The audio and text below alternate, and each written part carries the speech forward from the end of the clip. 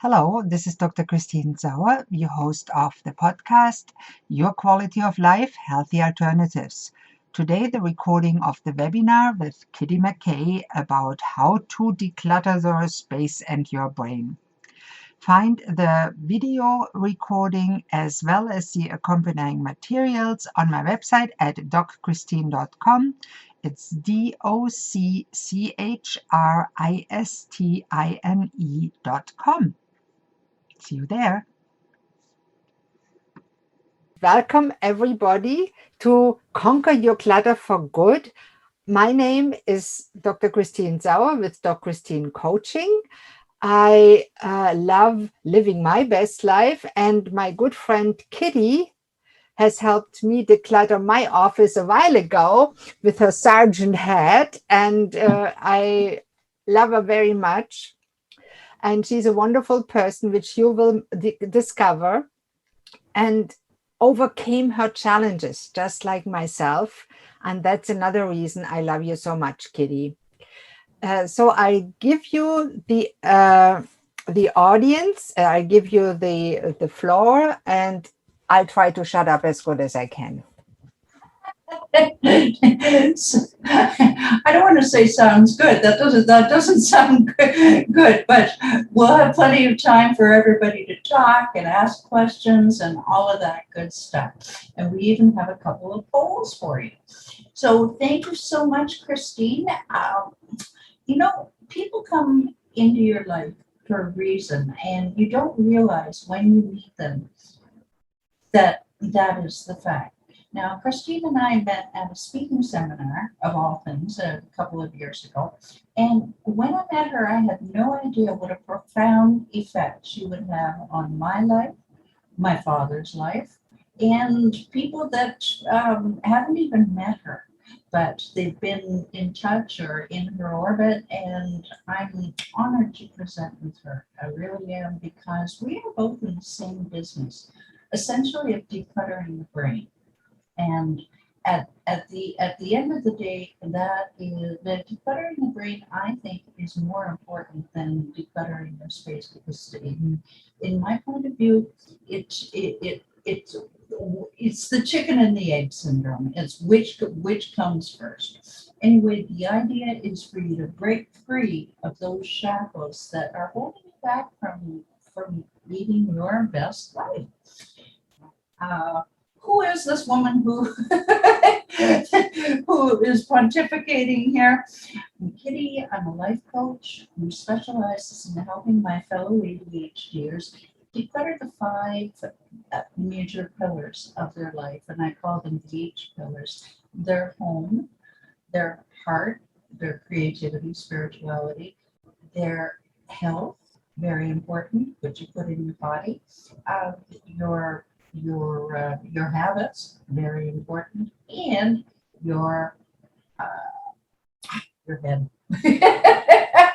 Because I firmly believe that physical clutter can be just a clue to what could be going on between the ears. And once you clear those cobwebs, I'll tell you what, you are well on your way to the amazing life that you deserve, that you want and that you deserve. That your health, your wealth, your relationships. So speaking of that, sorry, I need to keep putting my glasses in and off, on and off. Goodness, people are still coming in. I'm getting the doorbell all the time. So in the next hour, we're going to go over what clutter is, how it can affect your life, and then we'll talk about one simple strategy. Now, remember that word one, all right? That's important. To not only get you decluttered, but to help you keep it that way for life. And does that sound good? Nod if you're on camera, or put in the chat. Okay, what about me? I have had Christine mentioned my challenges. I am, of course, ADHD, and my primary focus is my fellow ADHDers. But clutter is not exclusive to us. It just seems that most of my clients are plagued with that. And the reason for that is that there are certain neurological reasons, which we could go into the science of it, Christine, but we're not going to. That, because we're here to learn about the clutter, not neurological science. Right?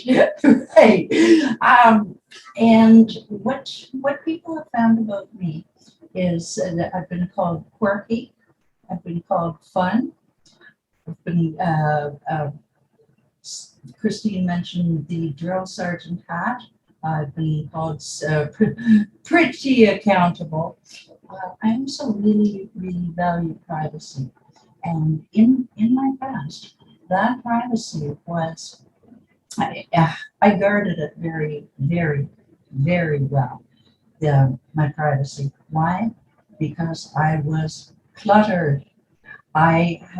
Christine has seen before and after pictures of my office, my little story is that I was starting my virtual decluttering business and wondering why I wasn't feeling right. Just not, I don't know, something just felt wrong. Have any of you ever felt like that where something just doesn't feel right? And one morning, I believe it was a Monday morning, and you know how you're freshest on Monday. You're thinking, well, usually, anyway, we hope that you are thinking your most clearly on Monday. And I walked into my office right here, and I said to myself, I can't do this. I did not work that day. I decluttered my office because I just said, that's it. I can't help my clients, or but I'm single, so it does nothing to do with the relationship. But I can't serve if you're in a relationship, serving your husband or your children or your boss or whatever. I can no longer serve in the midst of clutter. And I made this decision that day that I was going to do something about it, and I was going to help others do it. As I say, it morphed into ADHD. But that is how I got started. Was just an aha moment that this is really, really affecting my mental and emotional health, and I have to do something about it. And I've been developing skill sets and strategies to keep myself on track, because I've noticed that once things pile up a little bit, and once those things start to pile up, I tell you, I'm not thinking as clearly. And it's weird, and I keep testing my theory, and the theory never seems to go away. So that is my story. Is anybody asking any questions yet, Christine? I'll just pause every now and then. And thank you, Kitty. And the main question is that some people say, and I noticed it too, that your sound is dropped off some from the beginning, and I'm not sure what happened. If we can improve it anyway, that would be helpful. We have that bathtub sound again that we had in the beginning and that we got rid of. Okay, that's sorry to take you out of it, but I think it would make a big difference. I can clean it up in the recording. I will try that, but we'll try to give everybody the best experience we can. The best I'm going to be able to do is switch it off the computer. Does it help if I speak more loudly? A little bit. Okay. I need to do this, but I want the people who are here live to be right. So how is that? Much there we better. go. Okay. Computers have a mind of their own, don't they? They And do. technology. Thank you. Absolutely. So something I would like to ask the people who are on with us is, obviously you're not here just because you have nothing better to do. You have an interest in clutter, whether it is for yourself, or you're concerned about a loved one, any of the above. So what, and do we have one of those, the poll, what life area, yes, that one. And so is this in progress? Okay, attendees are now viewing questions. I've never seen a poll in action, by the way, It is ladies. in progress. All right, okay, ladies and gentlemen, I can say gentlemen because I see a Jen and Rick B. So I am going to X out of this so I don't get distracted. ADHDers get very distracted very easily. So I'm dealing with a lot of technology here. So in the interim, while people are kind enough to answer that, what is clutter? Clutter is defined as that which no longer serves us in our present moment.